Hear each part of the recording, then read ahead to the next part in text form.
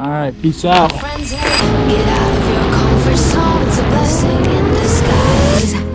Get out of what you call home. Your name is written in the sky.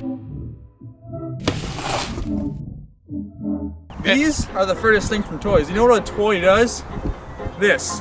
This is what happens when you mess around with drones. Okay, so here's the thing about this video before we dive into it. Ben and I wanted this to be a serious video, but every time we tried to interview Misha, it just really was the opposite of that. This is what Mr. Steele does not want you to know. And then we realized something. Misha isn't a person who takes life seriously. And maybe that's what makes a drone pilot great, right? The gift of being able to throw away your cares just so you can get a good shot.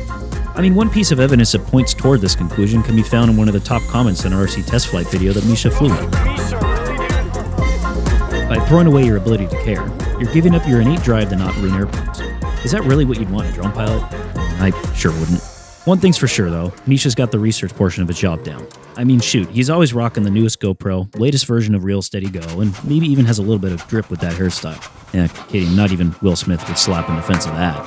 As for his equipment, it's simple. iFlight Nazgul V2 for air-to-air and freestyle, and an iFlight Chimera 7 for longer range ops. He controls both with an FR Sky Taranis X7 that has an R9 module attached. It changes the frequency from 2.4 GHz to 900 MHz, which gives a significant boost in both range and penetration. Each drone also is paired with a Foxeer Pagoda 5.8 GHz antenna, along with one on his headset and a patch antenna. If you're interested in learning more about his setup and cool drone videos, go check out Misha's channel by clicking the link at the end of the video. Having all the right equipment doesn't necessarily mean a shot will turn out. It takes a lot more than money to get shots like these. So what is his secret sauce? Practice?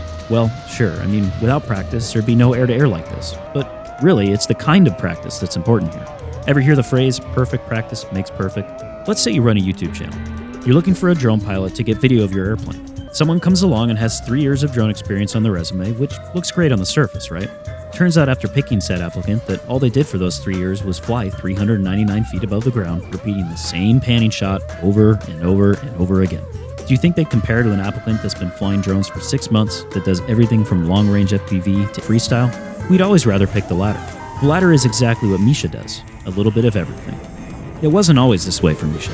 Everyone's got to start somewhere, and for Misha, he started off by practicing in Velocidrone. I promise you, we weren't paid to say this, but we really do believe that they make the closest to real-life simulator for FPV drones. And the coolest part for us, there's even a map with a flying plane that you can practice chasing around. Oh, and a drift track with moving cars, if that's your thing. Shout out to my buddy Dylan Hughes. Anyhow, some practicing in a hazardous attitude get you most of the way there, but not quite all the way. So what's missing still?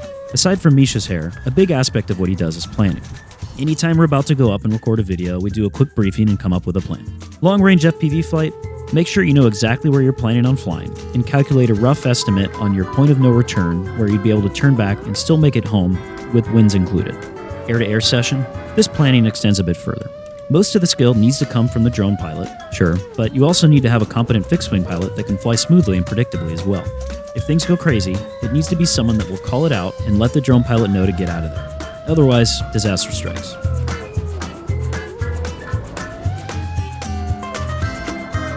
Sometimes though, the plane you're flying is too massive to move quickly. As an example, we once tried having Chad Nowak of Rotor Riot land his drone on our giant scratch-build nutball at Flight Fest back in 2016. Several crashes later, he stuck the landing. It was pretty fun stuff. Ultimately, disaster is another important aspect we'd like to address. We show some of Misha's crashes on this channel, sure, but there is a ton we leave out. If you want to get good at something, you need to learn lessons the hard way, and that's the real secret sauce behind why Misha can fly the way he does. He's always flying outside the box, always pushing himself to try new challenging things, even if that means crashing. If you've enjoyed this video, consider subscribing. We'll see you next Saturday with a new upload, but until then, happy landings and bounce one on for us.